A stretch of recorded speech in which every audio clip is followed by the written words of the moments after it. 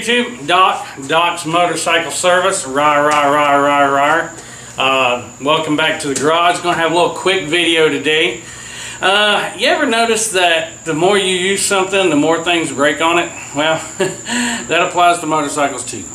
So, what we're going to do today is put you in a situation. We're hoping that Linda, who's behind the camera today, is going to be able to work on her motorcycle sound skills. I'm giving her a little heads up here. So here's another situation for you. Riding down the road, going down the road. All right, Linda, give me them sounds. What's the Pretty good. Linda's been working on them skills. Give Linda a hand. Give her the clap. Yay. So you're riding down the road and your gas cap cover, your fuel door flies open. Starts flapping in the breeze. Well, that's one opportunity how it could happen. The other one is you show up at the gas station and you go to hit your button and the button doesn't open, or you go to close it and the button doesn't open. Or you got your keys in there and the keys don't open it. There's all kinds of little problems that you can get into with stuff like that, and I'm just going to offer you a quick suggestion. One, on how to be prepared for that, and two, how to repair that item. So as you can see in your picture here, most of your factory gas cap doors come with a key slot, and that key slot takes the same type of barrel key that your ignition key takes. But I want you to pay attention. Are you listening? Best tip I could ever give you. If you lose your keys on a trip and your gas door is locked, listen to me. Are you listening? Any other Harley-Davidson key will open your gas door. Let me say that again. If you lose your keys, your ignition key, yeah, it's key to your ignition lock. But guess what? The lock on your gas door is universal. Harley thought about that in case you lose your keys. You are not going to be stranded on the side of the road because anybody else's barrel key will unlock your gas door. You don't believe me? Call your buddy over, right over to his house and try it. It works. But what we're talking about today is replacing the mechanism on your fuel tank gas cap cover. I personally don't like to use my key to open it because my key is where? On my key ring. And I have other keys on there, so if I'm unlocking it, I'm making an opportunity there to scratch up that pretty chrome. And you know, I'm a chromosexual. That's all I'm going to say about that.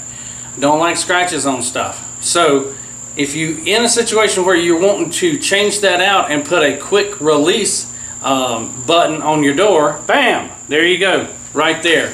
So this one is made by Mid USA Motorcycle Parts. It is a fuel cap keyless quick release button, chrome. All right. Well, the reason this one's being replaced is because this one is broke. Now, again, how do they break? Well, I'll show you here in a minute. After I get it out, I'll show you what happened to it and what's wrong with it.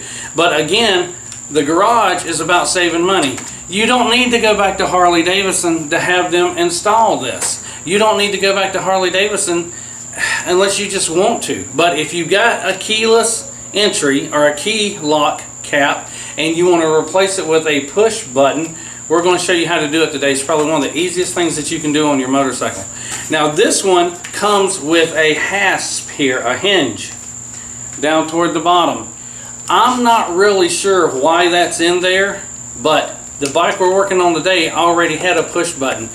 This might be on here because you have to replace it on your fuel cap door, because this one might ride just a little bit different than your other one. There might be some specifics in there that make that change the configuration of it a little bit. But anyway, let's take a look at what it takes to get this thing changed out, and then we're going to get off on a ride somewhere and enjoy the afternoon.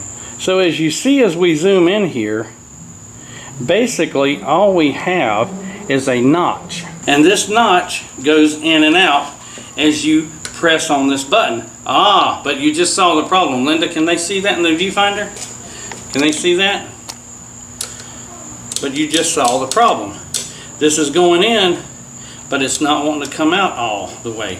Well, What's behind here is two small springs that push this out. And when you push in like this, this goes in, coming out of that notch, and allows it to open. Otherwise, it's down. But the problem is, can they see that? When you're doing that, it's not latching. Here's the culprit. Linda, can they see this little circle right here? This little brass pin pushes in, and it has some small little striations on it to keep it wedged in there. The problem is, over time, it vibrates out. So the first time you're going down the road and it doesn't do its thing, and you hit it, you might look up and go, hey, well, what's that right there? But guess what? It's like a roof in a leak. A leak in a roof when it rains. You ain't thinking about it as long as it's doing its job. So what we're going to do to replace this is this little ring right here. So you just take an adjustable wrench, get it to the right size. You might even have a wrench this big. Break it loose, hold it right here, screw this off,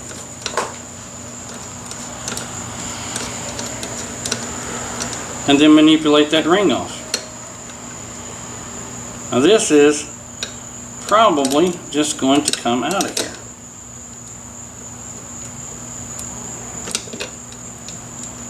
Might have to wiggle it a little bit. There we go. Alright, now let's take it over to the table and look at it. So here's your culprit. This little pin. Little bitty doodad right there. It's got some striations on it and a pin. Now what that does is it sits in here through this hole. Can they see that, Linda? And without that pin, your button comes out. This little pin sits in here and the button slides up and down on it like so. And you'll notice that the bottom of the pin is angled. Well, guess what? This is angled just like it. So when you push down on this, it pushes this black hook back. The problem is, YouTube, if I can get it into focus, is there's a little spring in here on this side. And it rides on a little rod that you can't quite see in there. But the problem is there's supposed to be two. And over time, this thing keeps popping apart, and you're going to lose these springs. And that is why you then have a problem getting it unhooked. What we got here is a new one. It works like it should. You can see right here. When you push in, see how that black piece comes in and does the hook? And this is snapping back like it should because it's got two new springs in here. So all we're going to do is just roll this down here, take this off, go back over to the bike, pop it back in, tighten it down, and Bob's your uncle. All you're going to do is just manipulate this thing through here. When you get it right, it'll come through. You're going to take your ring, put it back in, roll it up,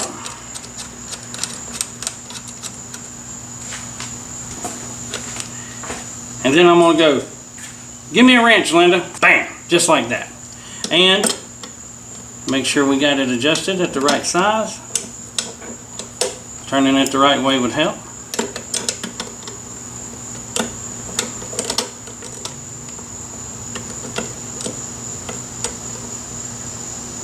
We're going to give it a little snug. Now listen, this is a quarter grunt.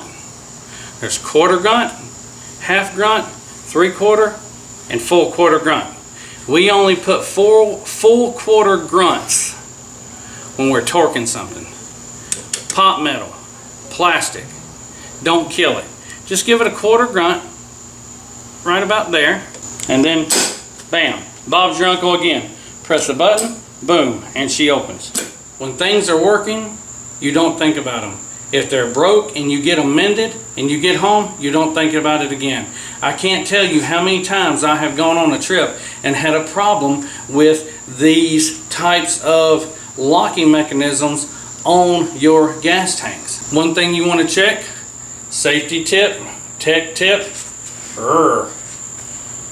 This is another nut that you need to check on your bike when you put it out in the garage and you're not riding it and you're going over it. You know, they talk about changing oil yourself and doing other little things. Well, make it a habit that every time you wash your bike, or every second time you wash your bike, if you wash your bike often, washing your motorcycle is an excellent opportunity for you to touch it and feel it and look at it and see if things are not right.